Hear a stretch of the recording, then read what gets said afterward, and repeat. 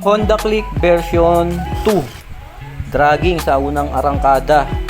So dalawang mekaniko na tumingin. Ang sabi, kailangan daw i-regroove. Nung tinest drive ko siya, pagka matulin wala na, sa arangkada lang talaga. So chinek na raw to dalawang mekaniko, ang hatol ay i-regroove. Para sa akin ay mali. Bakit ko nasabing mali? Bakit nung kinuha ba to sa kasa ay naka-regroove na? 'Di ba hindi naman?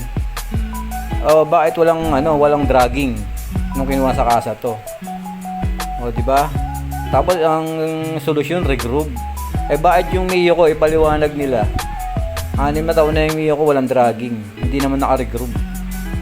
So maling-mali yung ganung sistema na magpapalit agad ng pyesa nang hindi naman na-check lahat kung ano talaga problema.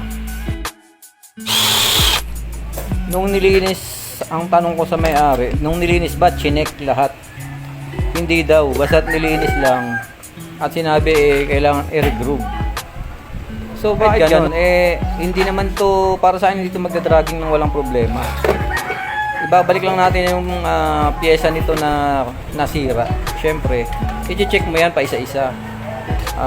Pyesa-pyesa yan. Hindi po pwedeng sabihin agad natin, hindi naman lang natin tinignan yung pyesa o yung ano nito, tapos sasabihin na agad natin i-regroove na agad. Hindi po pwedeng gano'n. Ito, check ko step by step to, kung anong mga naging problema, bakit ito nagda-dragging.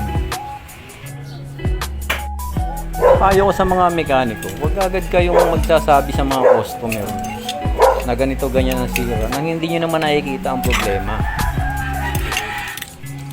Kasi kawawa rin naman yung customer nyo, no? Halimbawa, ni-regroove niya, tapos hindi niya naman chinik yung mga pyesa rito na mga sira o anong papalitan. Di wala rin, useless din yung regroove niya na yun. Gaya nitong mga butas na yan. Napansin ko mahahaba na siya masyado. Yan. Isa rin yan sa dahilan kung bakit nagda-dragging ang ating scooter. Dahil yung mga butas na yan, pag humaba yan, yung spring natin ay hindi na ganun kabatak. Grasa yan na tumalsik. No? So yun, ang papalitan natin dito ay clutch lining. So isa na yun, at pupunta naman tayo sa may drive phase kung anong sira ng kung anong may problema sa drive phase. Kailangan i-check din natin yun. So dito sa torque drive, ang clutch lining ang may problema niya. May problema, palitin ang clutch lining nito.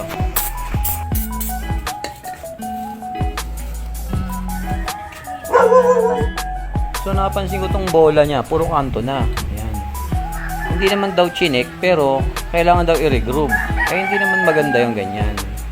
Share ko lang sa inyo yung experience na may-ari. Dapat kapag nagpalinis kayo ng panggilid or sinabi yung dragging at sinabing may papalitan, huwag kayong papayag nang hindi naman chinecheck yung lahat ng pyesa. Kaya nga kayo nagpa-konsulta para malaman yung sira. Hindi yung lilinisin lang tapos walang i-check, walang yung chinek-check na pyesa, isa-isa dapat yan para malaman talaga natin kung saan nagmumula yung dragging. Hindi siya sabing i-regroove kasi nung kinuha sa kasa to, hindi naman to naka-regroove bakit wala naman dragging? Ipaliwanag nyo nga yan.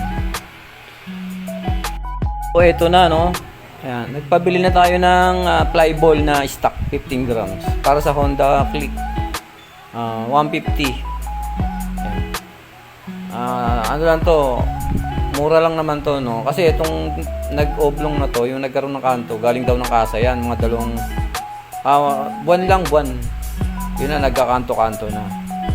So try naman natin itong mumurahin kasi sa kasa daw galing yung bola na yun. At wala pa yatang isang taon ay puro kanto na.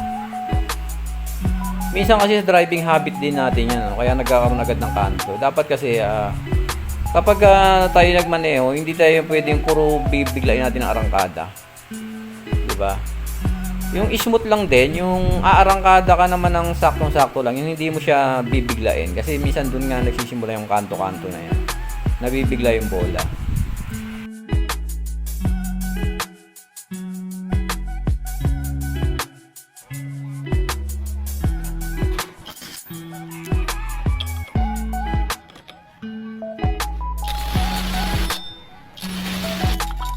So ito naman ang ating bagong clutch lining. So Bali, dalawa yung pinalitan natin, yung bola, fly ball, at saka itong clutch lining.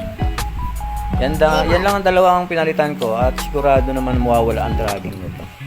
Dahil yun na lang naman ang nakita kong problema.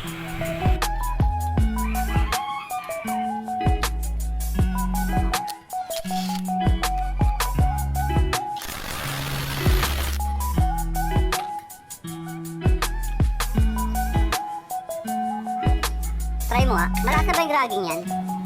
Mamaya ko na ikakabit yung iba. Ikot mo muna.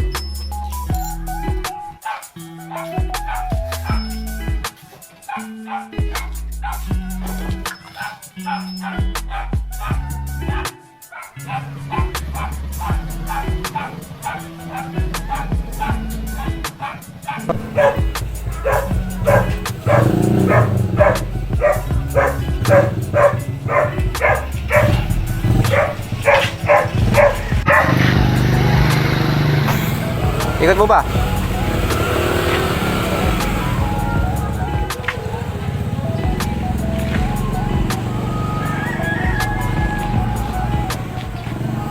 Dragging? Ikot mo pa ron. Isang ikot lang pa ganun.